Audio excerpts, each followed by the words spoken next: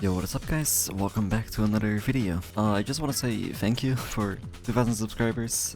It does mean a lot to me. You know, like to think that 2,000 people thought, you know what, this guy's content is good enough, I'll subscribe. Really does mean a lot to me. Because I don't know how to make original content, I thought, why not show you guys like all my settings and whatever, because I've had quite a few people ask me like what resolution I use, what filters and yada yada. So I'll hopefully be covering all of that in this video, but I can refer to this video if someone asks. So the first and probably most asked thing is what resolution I use in this game. Well, I run a resolution of 1600 by 1080, mainly because the FOV on native genuinely makes me motion sick, and it also runs like way worse FPS wise. So the way to get stretch resolution going is by right clicking your desktop. You go to NVIDIA control panel. You can also do this with AMD, but I don't know how to, and there's definitely also a way with Intel. Once you have your control panel up, you go to change resolution on the display, you click customize, you click create custom resolution. Now over here you can type in whatever you want, so for my case it will be 1600 by 1080.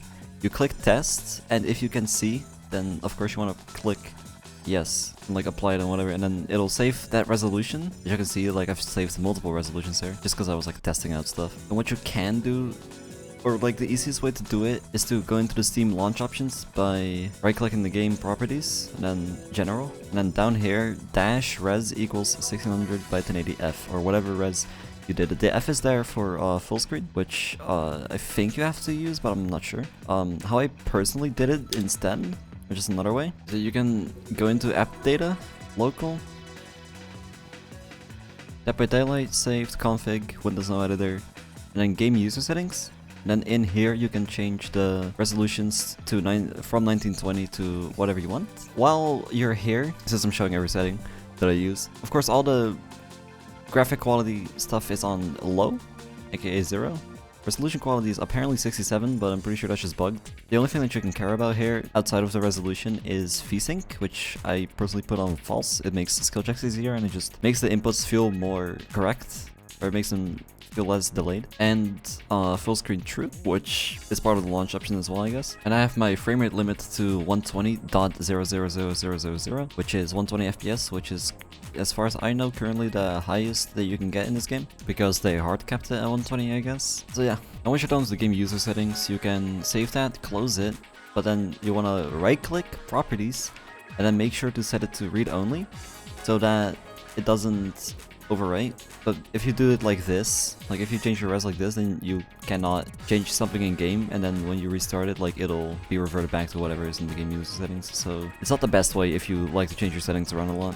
To disable anti-aliasing, which kind of creates this like jagged lines instead of like this blurry like anti-aliasing pretty much. You want to go into Engine.GarbageCollectionSettings in the app data like folder and whatever, and you want to paste this at the bottom of it. I will put this in the description so you don't have to like type it over. And it pretty much just makes the game look like way sharper, because the anti-aliasing in this game is horrible. Okay, so now for the filters, I'm just gonna show you how to make it from scratch. So we're gonna add a brightness contrast.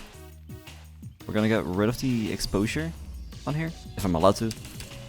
There we go.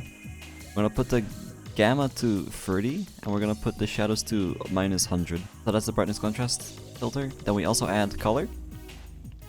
And then we put the vibrance to 100, so it just looks way more colorful. It's way nicer. And then we also add details. We get rid of sharpen. We put clarity on max. We put HDR tuning on 0, we put bloom on 0. And that's actually, that's my filters. That simple. The reason I put clarity is because it makes it look like way sharper and less blurry without using like this ugly sharpen filter. So it's just like a nicer looking sharpen, I guess. The only downsides to the clarity filter is that around, like, if you look at these tree leaves here, for example, if I get rid of clarity here, like you see that like kind of go away.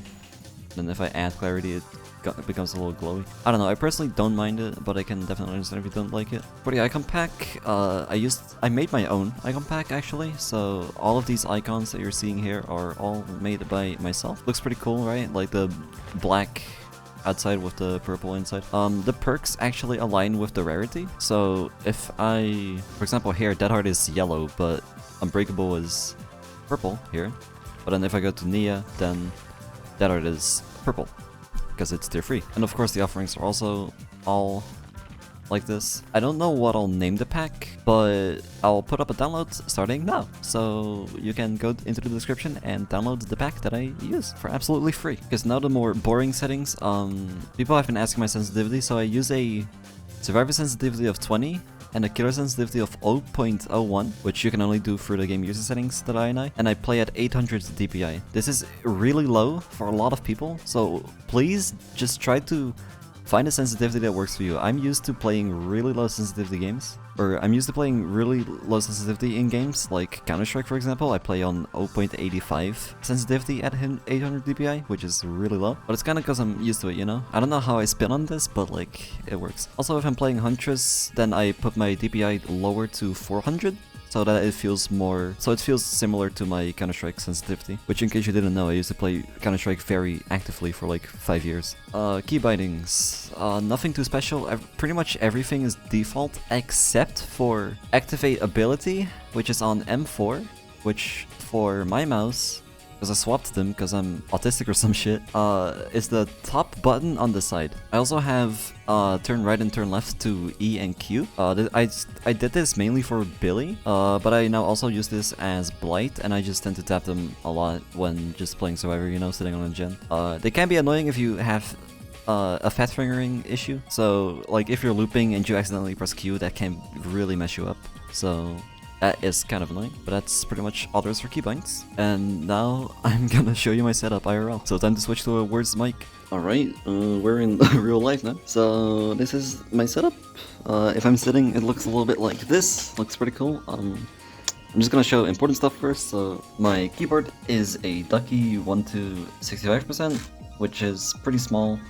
It's yeah, that's it. It has cherry brown switches, so it's supposed to be tactile, but cherry browns just suck. But I don't really mind. Like it works. Okay, that's all I really care about. For the mouse, I use a Glorious Model O. I've been using this exact mouse for like 2 years now, and this is the longest any mouse of mine has lasted. So that's pretty good. And as you can see, I have a lot of mouse head space, and I actually use all of this. So maybe now you understand why I play on low sense. This mousepad is from Gembird, by the way. Same for this one. I just put this one under my keyboard and my monitor and whatever, because it helps with the acoustics of the keyboard. Mic, with mic arm. I don't know what the mic arm is, but I know the mic itself is a AT2035, which is not a bad mic at all. I'm just gonna put it out of the way so I can actually see. Main monitor, 144Hz. It's not a good monitor, so I'm not even gonna name it. Second monitor, where I put like shit on. OBS, third monitor there, with a webcam up there.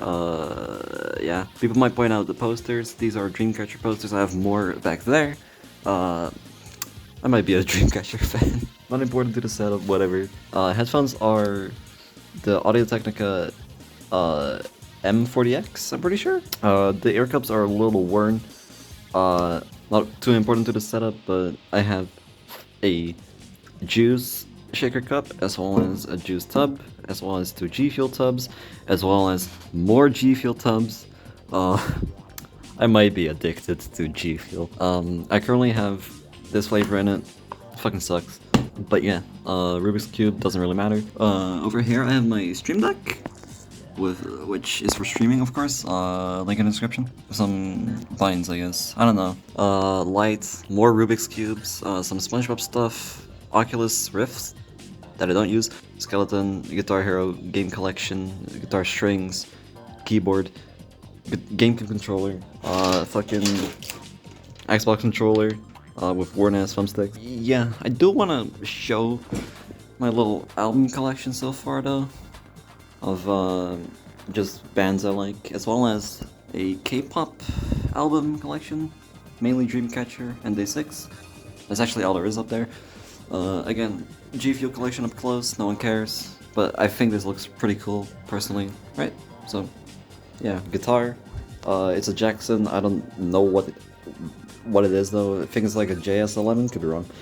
Skateboard deck. Also, now that I see this, skateboard deck with like subnames on it from the subathon I did for my birthday this year. So yeah, if you can see your name, congrats, I guess. I still have to hang it on my wall, but I'm lazy. And yeah, I think that's all there is to my setup that's important. I'm actually very sure that that is all. Actually, I forgot about this part. This is like a little Guitar Hero controller thing. Shrine. There's also a Guitar Hero controller there, but yeah, let me just switch back to my good mic, dude. Alright, that's going to be it for today's video. I hope you found this video useful in some way. Again, thank you very much for 2k subs. I hope to be able to entertain you for a long ass time, because I do really like doing this entertainment kind of thing. It just sucks that DVD is kind of hard to record for every now and then, but I've been having fun with this game recently, so that should be fine. Also, when VHS comes out, I'll make videos on that. Hopefully you found these useful. If I didn't, I hope I didn't say that already. But yeah, I will see you guys in the next video.